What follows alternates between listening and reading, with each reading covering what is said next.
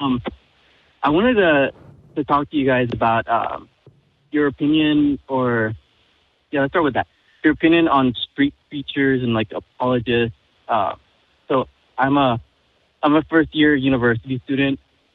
So when I went to college, I didn't know how many street preachers there would actually be, and there's like a lot. It's like every other day they're there. Yeah. And we actually had the Westboro Baptist Church show up at the University of Cincinnati, and I thought, but obviously those are the type of people you can't have a conversation with because they're just going to be yelling at you, and right.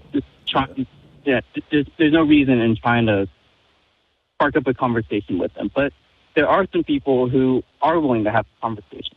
But my question is, do you think it's honestly worth it sometimes? Because I feel like even when you try to have an honest conversation with them, it never really works out. Yeah. So my thought on street preachers and apologists like this, because I've encountered them before, and I understand they descend on college campuses. My thought on that is if you want to have a conversation with them, basically prepare yourself, and by that I mean listen to what they're saying to people for a little while, kind of get a feel for their shtick. And then when you go in and talk to them, understand that they are not your audience. Your audience are all the people standing around who are listening. Mm-hmm. So just keep in mind, you said it perfectly. You're not going to have an honest conversation with them. They're going to move the goalposts. They're going to do everything they can to try to like box you into a corner. And if you want to, I know you've probably seen it online, Ray Comfort, he does this all the time. He asks some really leading, dishonest questions of people to get them to say things, and then he kind of uses that as his little verbal trap. So understand that that's probably what they're going to try to do. And if you want to have that conversation, be prepared for that. And like I said, understand that apologist is not your audience. You're not the one, or he's not the one you're trying to convince. It's the people listening. Yeah, I've just seen that, how he'll ask a question and then he'll basically set them up to make them look as if they're dumb and mm-hmm. Kind of make. I have the high ground here. I watched a video about supposedly how DNA is evidence for God and how it's like a book. So he compares DNA to a book and then a book to a creator, and it's just like, well, if we have the book of life and and we have books, books don't come out of nowhere, and then these people have to say yes, books come out of nowhere, and they're like, so that you look stupid because you're saying that DNA can come out of nowhere, come from nothing, and stuff like that. But yesterday, not yesterday, it was Friday, I had one of the more honest conversations I've had with a street preacher. Or I guess they weren't a street preacher. I noticed how they try to get people to talk. Some of them use little riddles to try to reel you in, and that's the very last question they ask you, life before death is one of the riddles, or no, life after death is one of the riddles, and and that's what we're here to talk to you about.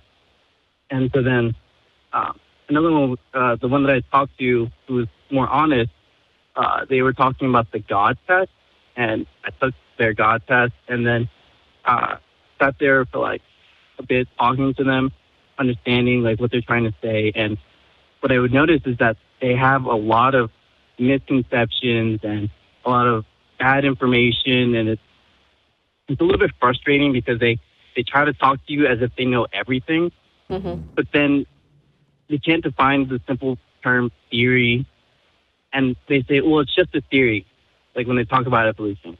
And then I said, okay, so that's just theory. So then define a hypothesis.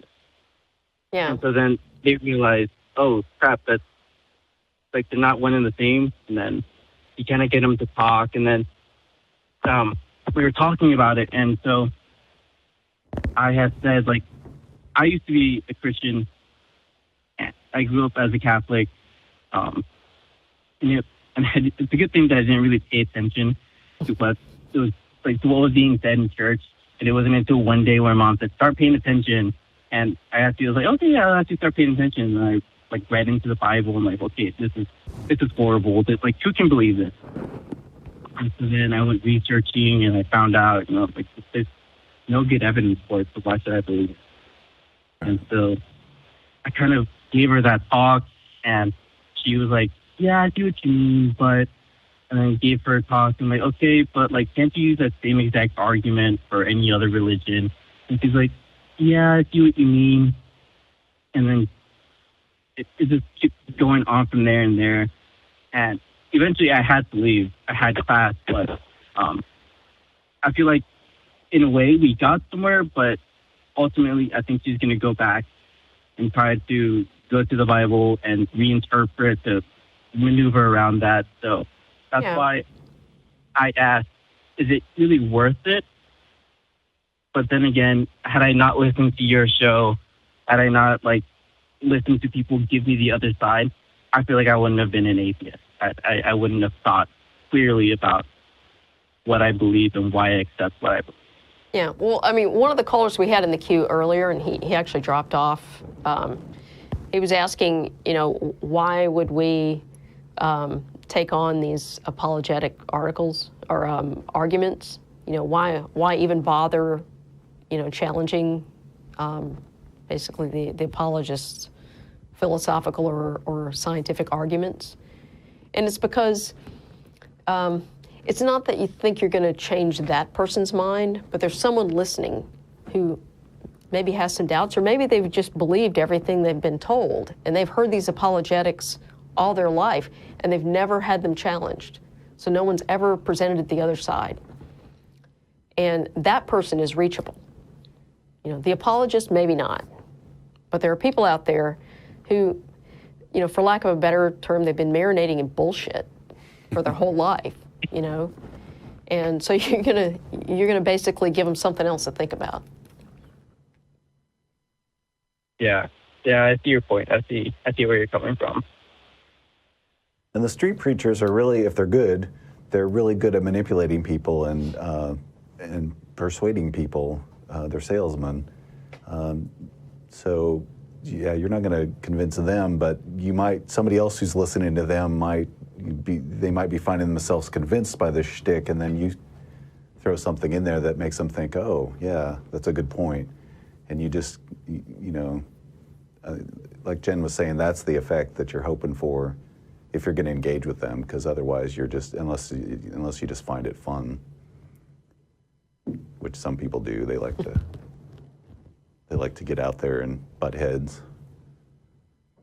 Yeah. Well, I do it for that. Well, no, not exactly for that reason. For just the debate, like fighting for fighting's sake. Or I like to hear their arguments. I like to hear where they're coming from, or try to see where they're coming from. And if I don't see where they're coming from, try to get them to explain. Like, okay, why? Okay, just why? Like that's what I really like to do, and just see where they're coming from. If nothing else, it gives you practice on how to respond to various different arguments. The more you hear these things and discuss them, the more you kind of figure out, okay, here's the hole in that argument, and it's good practice anyway, just to help you examine your own beliefs and your own responses to what somebody's telling you, your own skepticism meter and that sort of thing. Yeah. Well, and the answer to those why questions, those answers are actually the most interesting, to me anyway, because it tells me a lot about, whether someone accepts some, religious claim or philosophical claim because they've given it some thought and, they've come to some conclusion that maybe I disagree with, but, I can tell they've put the effort into figuring out whether it's something worth, adopting as part of their belief system, or whether they just accepted something because somebody told them that this was true when they were too young to actually evaluate the evidence and make a decision for themselves. And, that's the indoctrination part. And if I know that someone's been indoctrinated, sometimes you can approach that in a way that will allow you to break through that indoctrination and get them to think about that. Sometimes you know, they're going to do whatever they can to defend that.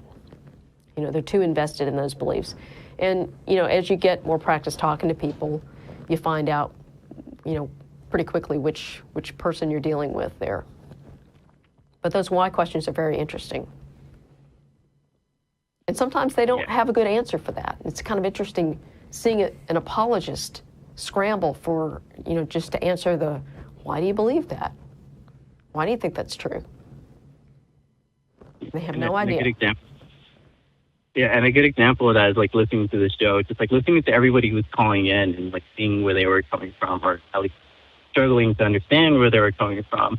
I think is a really good example of that. Yeah. Yeah. All right. Well. All right. Yeah, that's all I really had. But thank you so much for answering my call. I honestly didn't think I was going to get. I didn't think I was going to get an answer, but it's pretty cool that I did. Right. And again, I really want to give you guys a huge thanks for like helping me see the other side of the argument at that time. I guess when I was Well, thank you. Yeah. Thanks and good luck. All right. Thank you. Bye.